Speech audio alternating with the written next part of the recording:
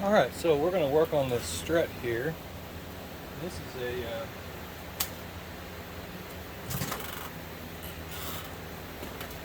TRQ strut, part number SBA70108. And this is on a 1998 Buick Century Limited. And we're going to get these struts. This is the right front. I've got that sucker apart and we're going to have a look at it. Alright, so this is kind of like how I like to do it. I like to have two sets of spring compressors, and I'll get one set collapsed like this. This set here, which is an Astro 7294. This is an Astro 7294 spring compressor, and these are just some cheap ones. I don't even know where they come from. Anyway, so I like to get, I'll compress it first, and then I'll get these other ones and kind of bring it together, because usually what happens is you can't get a good enough grab on there to compress the spring enough to get it off, and then you have trouble putting it back together. So that's how I do it, like this. I will warn anyone that tries to do this. This is like a little ticking time instant reaction situation where if it gets away from you, somebody's going to get hurt. So just be very careful when you're messing with this. I always keep it like this, you know, just in front of me and away, and I try to keep my fingers from getting into an area that could get snapped off, because if one of these lets loose, man, it's going to nail somebody hard. So get it all loose, get your new one laid out, okay? And what you're going to want to do is pull this old one out like this, transfer the junk off of it, because we're just reusing the old stuff. Just reusing the old junk that's on here.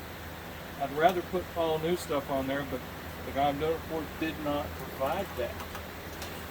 So we're going to go back together with the old stuff. That's fine. This old stuff works just fine. There's nothing wrong with it. I think the new stuff that you get now is going to be all China. And, you know, I don't really like that stuff. There's not much you can do about it. These struts here are probably some Chinese ones anyway. But, so yeah, just get all that stuff ready like this. I have it all set up. All I'm going to do is set this new spring. It's already all compressed. It's pretty close to the right place where it needs to be. Just set it on here.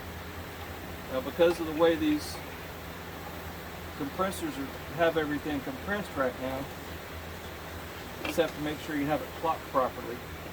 Okay, so this part down here matters, where it sets. Alright, so you might have to mess with that a little bit. Turn that, get it in the right spot, okay? Same goes for the other side. You can't just throw it together and think that everything is going to be fine. You need to put it back together the way it's supposed to go. Now it has this bearing on the top, and it sets in a certain spot, okay? Now it's not going to want to sit there right now, but as you loosen these up and it puts tension on it, it's going to start wanting to go into a position somewhere, okay? And so that's where you're going to have to keep track of where you're at.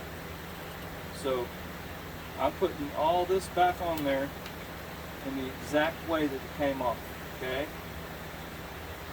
Exact blocking, exact position. Everybody's happy.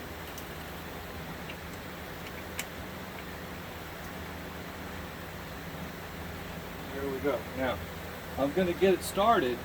I'm going to get that nut started, but what's going to happen with that nut, it looks like, well, I might be able to do it all the way with the impact. I don't know. You're supposed to use a special socket and a special thing and all kinds of stuff to get this on here.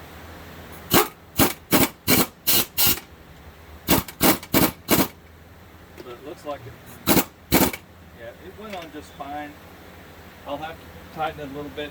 So you hold the end of this shaft with a socket and turn it with a box end wrench. And that's really the only way. You can do it with a crow's foot, but you're not really going to get it torqued the way you want it. But it's supposed to be torqued to like, you know, like 55 or 60 foot-pounds or some business like that. So I'll do that. I just wanted to kind of show how all this went together. Let me get my wrenches and I'll tighten that down, and I'll take this apart in just a minute. Okay, so I've got my wrenches set up on there, and really there's not much to it. You just need to tighten it down. And the wrench that had the offset that I liked, that fit on there nicely, was you know, for mine is a 13/16. It's a big old 21 millimeter. 21 millimeter I have doesn't have as much of a depth to it. This one has a better depth, so I'm going to leave that one there. Tighten this thing up, because basically we're sticking this onto the end of the strut cartridge right now. And there's no spring tension in here, and we're not putting together anything except for that nut torquing it down. Do not tighten that nut while there's spring tension on it. And don't take that nut off while there's spring tension on it, because you're going to cause lots of problems. Okay, and so we don't want problems. We just want to get this guy tightened up.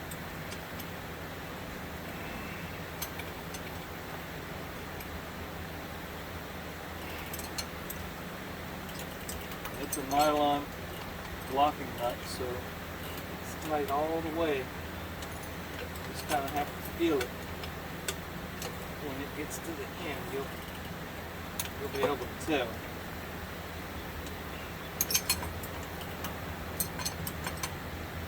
I really don't like how this setup is. There's nothing you can do about it. That's just the nature of how things are on these struts. My answer to this is to get the strut already built so that you don't have to do this, because they have a machine at the factory with all the right special fittings on it to tighten this stuff up. I think we're getting to the end now. Torque it down a little bit.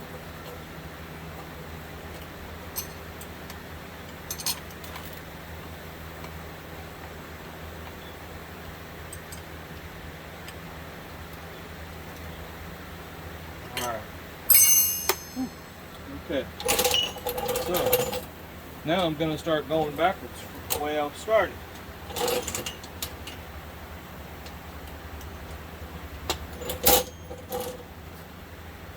I'm going to take these two extra spring compressors off, and these ends will go into their pockets where they're supposed to go, and then I'll be able to take the other ones out. These are 24 millimeter.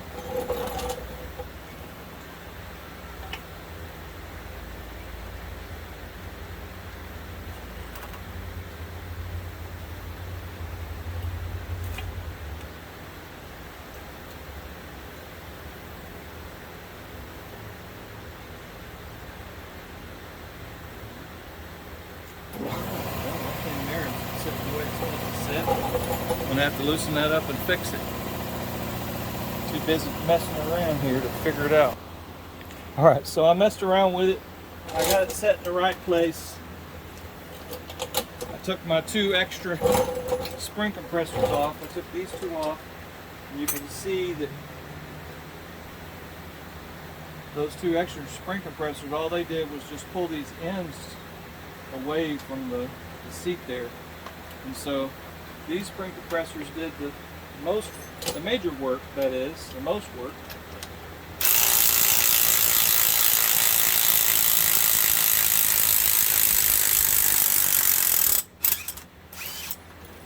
Alright, get these two little fellers off, and we'll be in much better shape. Well, you got to take it off in stages. I forgot about that, because it'll go crooked.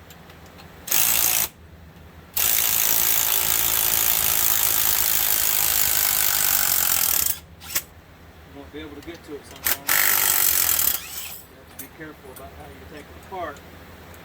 That's it, man. That sucker is installed. Get these little clips off of there. There we go.